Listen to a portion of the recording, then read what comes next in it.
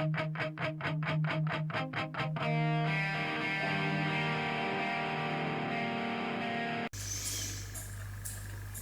you are. Hello YouTube, welcome to another video. This time, what's the time? The Amstrad CPC. Second favourite system after the Amiga.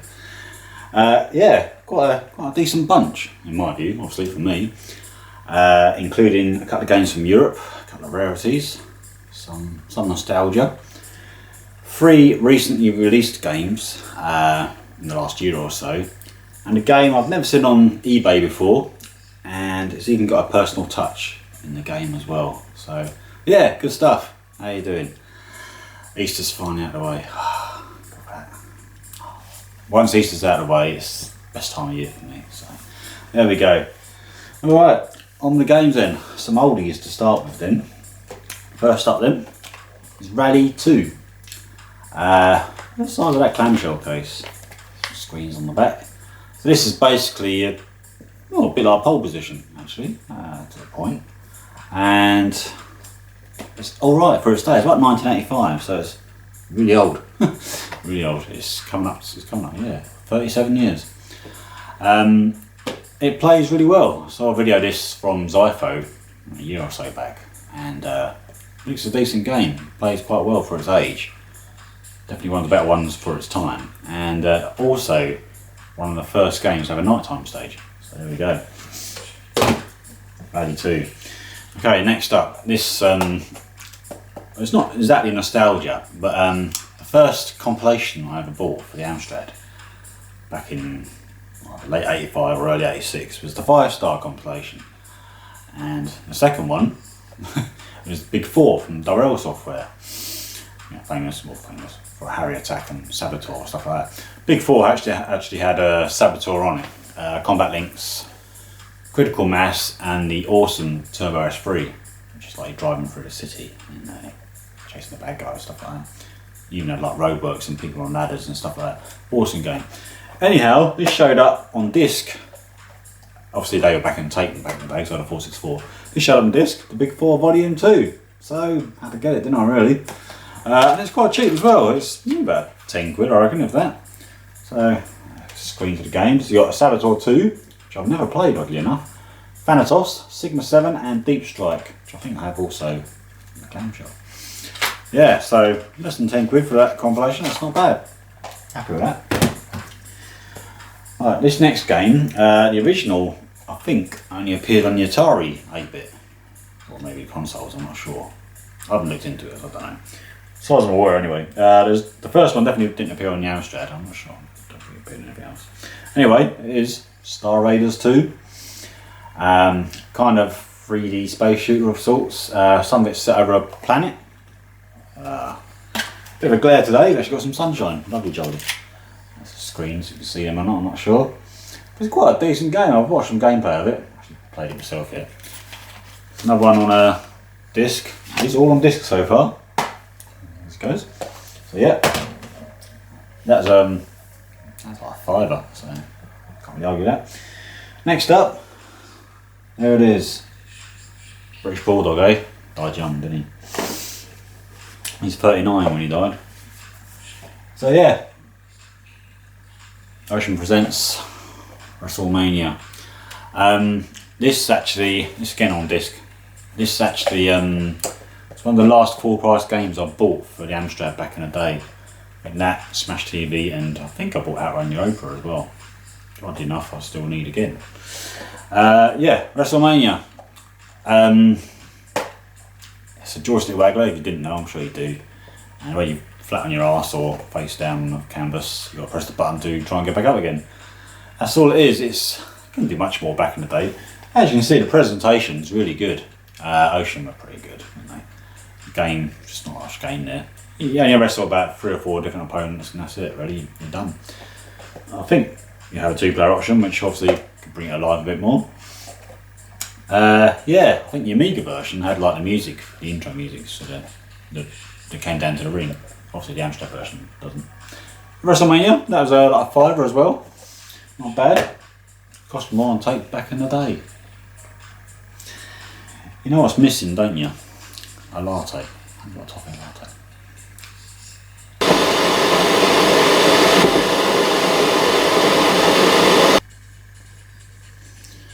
That's better.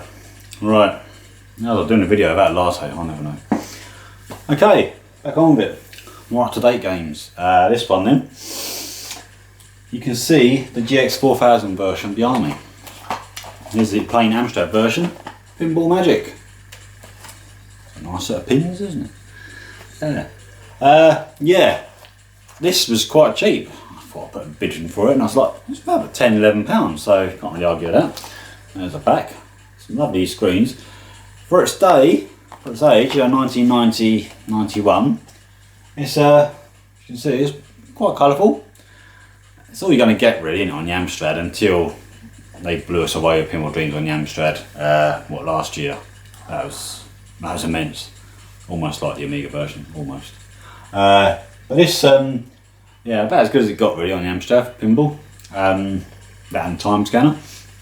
Yeah, yeah. Pinball Magic. Show you the case for the GX4000 version. Very similar. Oddly enough, the screens on the back of the GX4000 version don't look as nice as the ones on the Amstrad. Apparently, the Amstrad version, home computer version, is slightly harder. So, what do you think of that? I don't know. There we go. All right. Moving on. All right. Well, my last video. My Amiga pickups. I showed a strip poker game, and it's not going to be a subset or something of strip poker games. I'm definitely not, some of them are quite expensive actually, as it goes. But yeah, Paul, Mr. Bads mentioned it. Oh, look, a new subset for you. I don't know. But I do actually have a strip poker game for the Amstrad. Now, I actually bought this before I bought the Amiga version. Although I showed the Amiga version first. This again was actually really cheap. I think there's a little mark on the front of the cover. Teenage Queen. Best looking strip poker game in the Amstrad. It's a very, I'm not sure if any of these graphics on the back are the Amstrad version. It does look really nice. I've seen it. So there's a video on it on YouTube. Don't expect me to do one. It's actually on tape, but it's like about £10 or £11 again. So that's quite a good buy. Yes. Apparently, according to the CPC Game Reviews website, there's not a full, literally isn't a full deck of cards. You don't actually have 52 cards. Whether that's true or not, I don't know, because I haven't played it enough to find out. Teenage Queen, yes. So, yeah, that was a bit of sauce, wasn't it? Speaking of sauce, now, this was disappointing. The French Mistress, all about learning French. Oh, I knew that. This actually come part as a bundle, but I thought I'd show it anyway, so. Apparently it's quite good at learning French, but I'm not interested in learning French. Okay, new games time. Now these, all three of these games are actually really good. And first up then is basically Sensible Soccer for the Amstrad CPC, just called CPC Soccer. And it comes in a lovely green cassette. Oh, I love a green cassette. And inside, you're not really about to see these, but there are some screens at the bottom there. It focuses. It's actually a new camera, so it'll actually do a better job than the old one. You can see all the wrinkles and stuff. Yeah, it plays really well. It's not quite Sensible Soccer, of course. It does play really well. Check it out on YouTube if you want to see a video of it, because I'm rubbish at it. So don't expect one from me anytime soon. Yeah, also has like an Arcanoid sort of screen. Really good. Well, quite good. Next up, this one's probably the oldest one out of the three. Galactic Tomb. And this comes in a superb orange cassette. Lovely. Again, it's got some screens at the bottom. All three of these are bitmap soft, which I'm sure most of you probably heard of. This is like it's a run and gun. A bit like say Astro Marine Corps. Bit of Grisel in there, a bit of Turrican. But pretty good, pretty good. Yeah, all three of these games, by the way, were just £10. So don't mind paying that. Really. Awesome. And the third one. Well, hey, this is the newest one. It's only come through about a month, 6 weeks ago. Right, yeah. Anyway, Siem Chronicles or something. Arcos the Traitor. Now, does that screen, that cover, sorry, remind you of something? Should do. It should do. I'm sure it does. If you knew the 8 bits, then you know. Yeah, this. Yeah, I recognise that. Let me tell you more about the game first. Hello. Orange cassette again, and some screens right down the bottom there. One of them screens you might think, oh, I might have seen that before somewhere. Let's see that. Yeah. So this then, basically the first part of the game, I think it's 2 parts. I've watched it, I haven't played it as such really yet, to be honest. The first part is a run and gun platformer, shoot stuff, blah blah blah. The second part of this game is a remake of the first part of, if you didn't know anyway, Game Over. See where the cover comes from there, can't you? So, cover time, alright, so Game Over. Obviously, back in the day, the poster, which I think I have still somewhere, didn't have a screenshot there and it showed a bit of a nipple, didn't it? Game Over 2, looking rather nice on that, wasn't she? Eh? And considering it's been, what, 35 years or so, she ain't looking too bad, is she? Yeah. So there we go. Yeah, so Game Over 2, Arcos the Traitor, and something Chronicles. And it's the second part is a remake of the first part of Game Over. So there we go. I think we got there. Yeah. Super.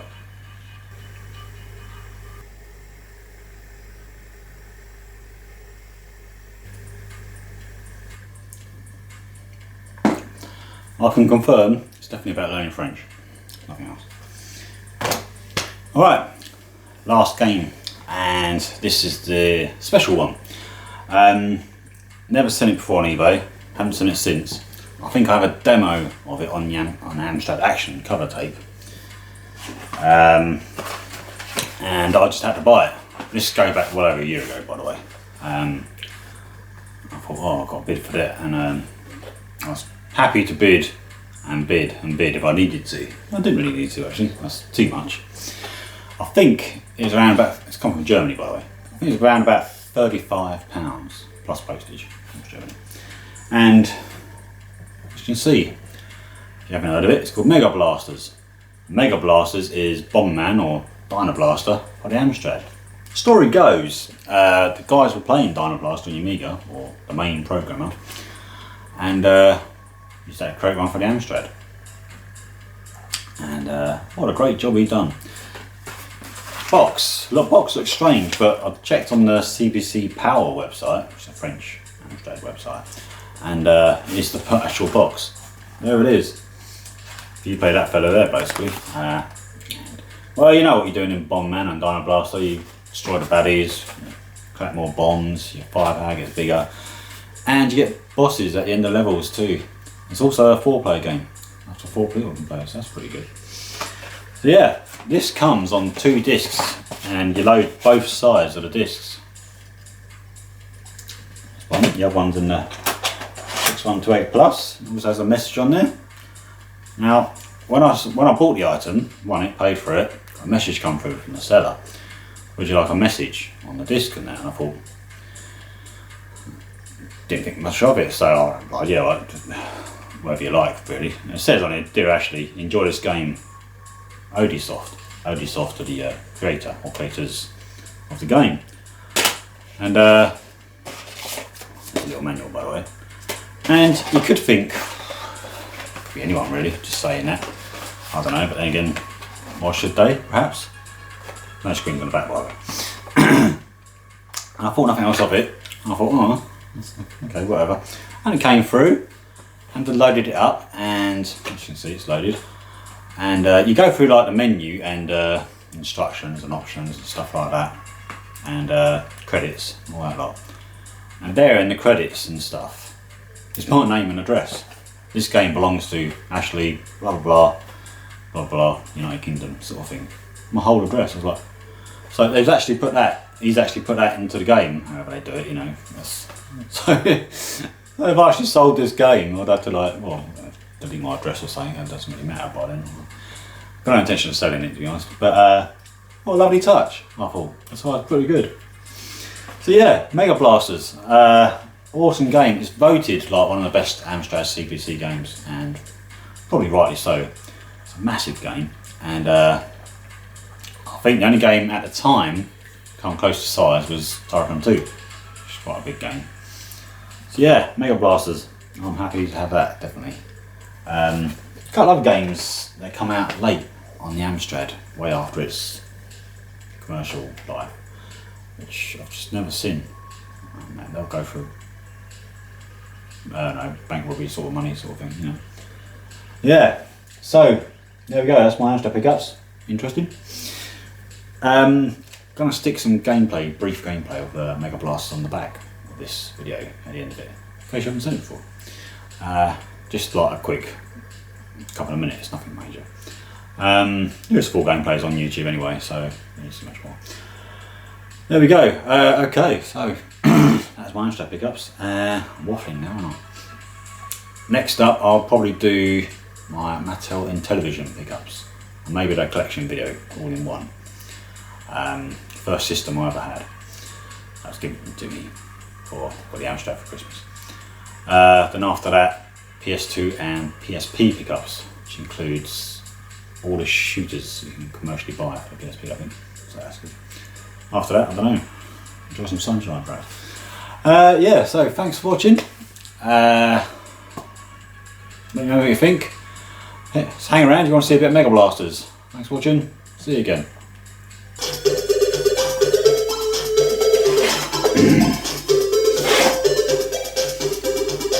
Yeah, so Mega Blasters then. Basically one of the biggest games ever wrote for the Amstrad, or at least back then. I think only Tycoon 2 came close to the size of this. I don't know the ins and outs, so I could be completely wrong. Yeah. Nice little tune playing. Even that you can see it's super colourful. Go to the options, define keys.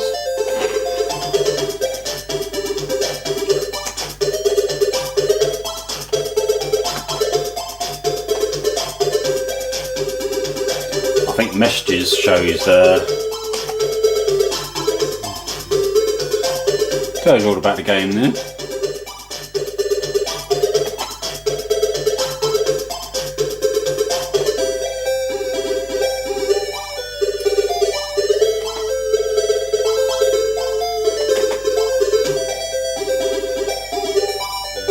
Has a 4-player mode, of course.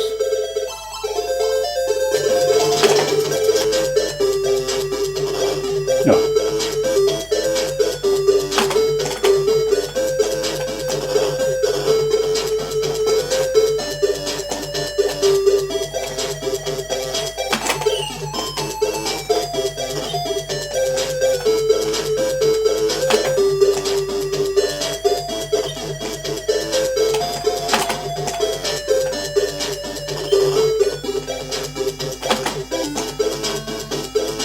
One to go.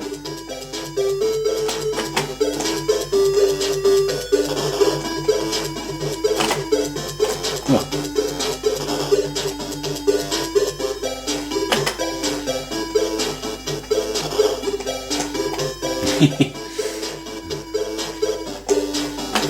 Got you now.